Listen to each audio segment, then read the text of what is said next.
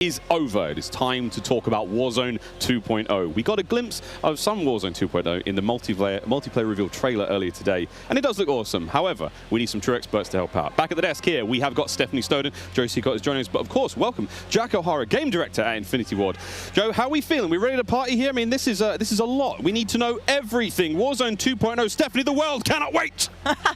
It feels crazy for me to be up here revealing Warzone 2.0. I ended up at IW as a fan of the game, and so this moment is absolutely bananas for me. But Warzone 2.0 is everything that we loved about the original Warzone, right? Where it's based on the same experience that we all had, that fun, all of those moments, and it's a return to shared tech across the universe for Modern Warfare 2, and that's going to create a really streamlined player experience. And I think the key innovations that we discussed for multiplayer, those all exist across Warzone 2.0 as well. So we're bringing it back. It's all connected.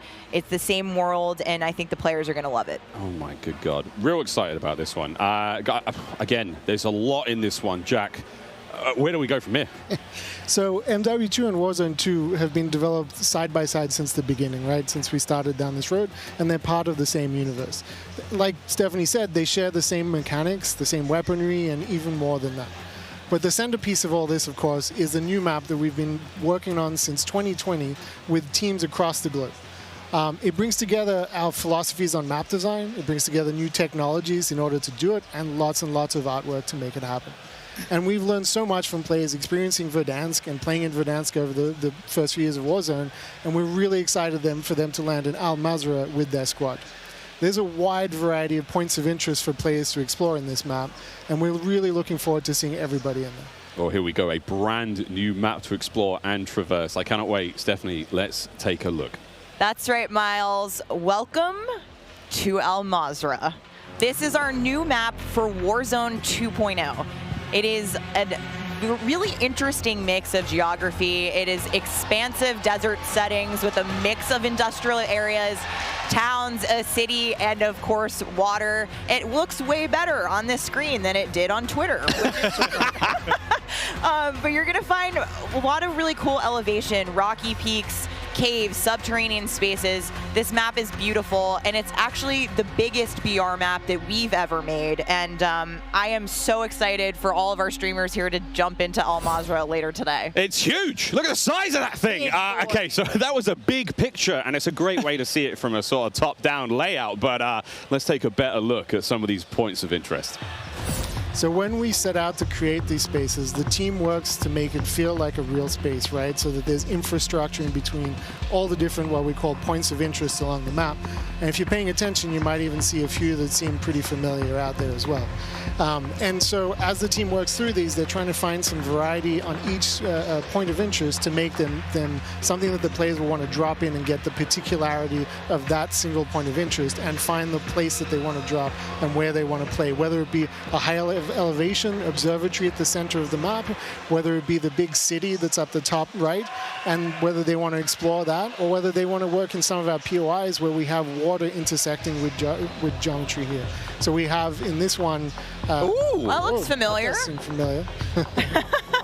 And there's a river system that goes through all of this. So you'll be able to catch in a boat and drive between the different POIs. And here's one of our favorites, Sawa Village, which is... That's my favorite. Colloquially called Sunken Town. I mean, I love to swim, so you find me there. Absolutely. I'm curious what you guys think, Jack and Joe, on what the hot drop will be today, right? We've been talking about this the last couple of days. This is our first time seeing other people who are not us play Warzone 2.0, and so I'm just very curious where you think everyone's going to immediately drop today. I think some people are going to drop to Observatory just to go back to home, you know, go have some fun.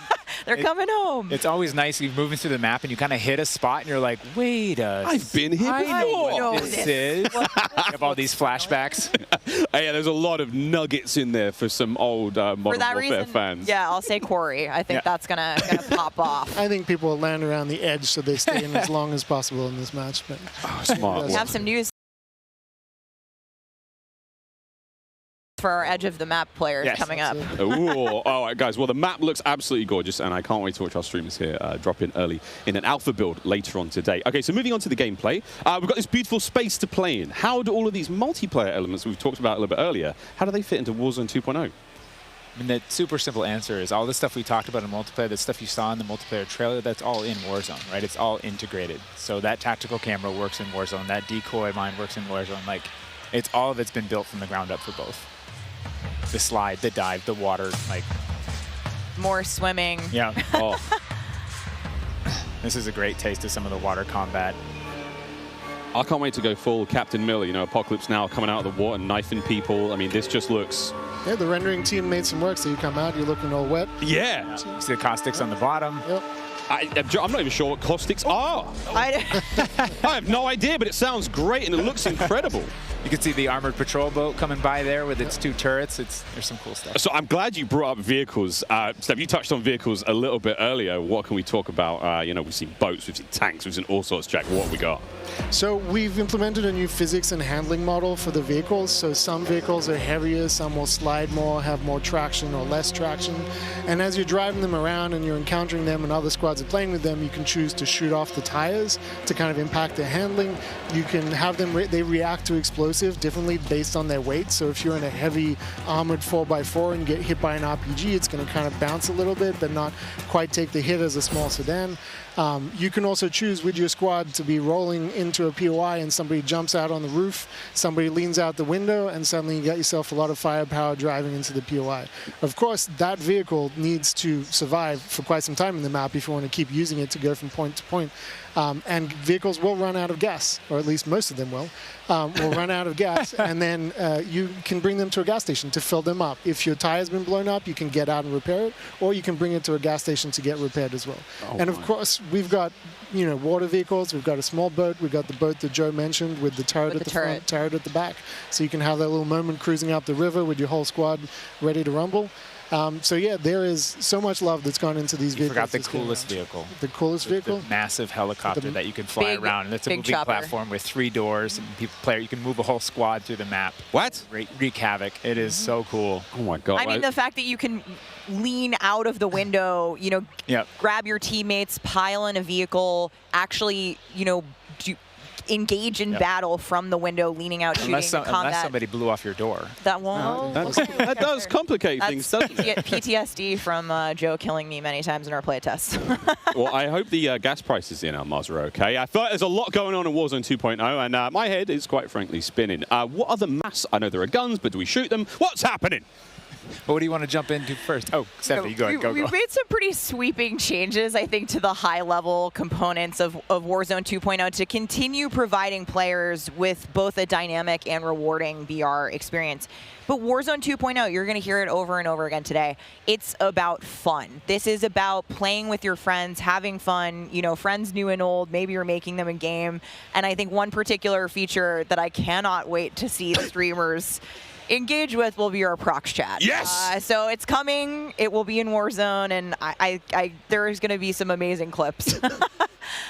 But I think Joe can tell us a little bit more about looting in Warzone 2.0. I'm listening to that. The streamers love prox chat. Yeah, they're like, yes! You know, in looting in Warzone 2.0, we still have the humming crates. You know, you can still travel around and listen for those. We still have the loose loot on the ground, but we wanted to add a layer of learnability and logic to our looting, right? So if you're outside, if you're a little kid, you fall down, you hurt your knee, and your mom's gonna go inside, go to the medicine cabinet and get you something a Band-Aid, Neosporin, whatever. So that's our looting. If you need health items, you can hit a bathroom in a building and there'll be a medicine cabinet, you can open it up.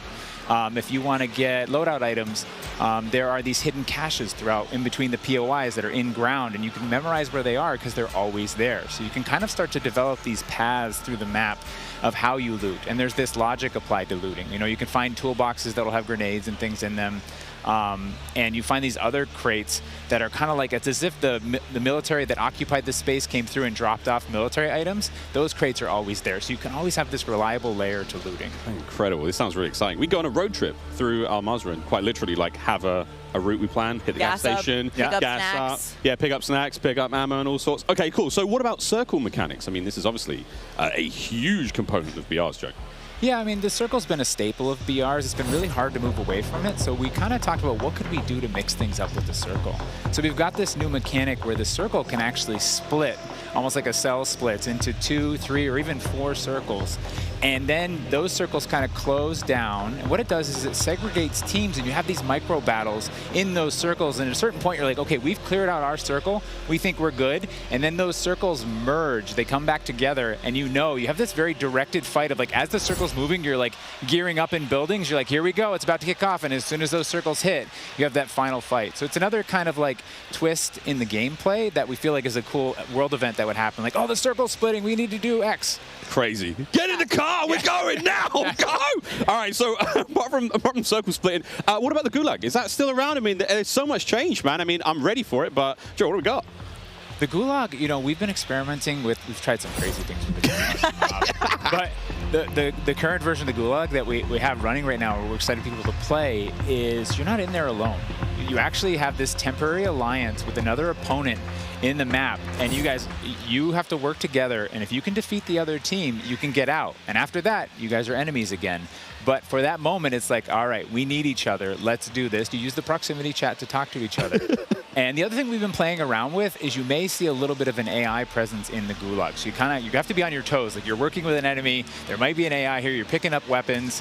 And we're excited for people to try it. And yeah, we're going to get feedback today, too. And like Joe said, we've been through some pretty wild iterations of the Gulag, which I will not reveal here. But there's a lot in store. There certainly is a lot in store.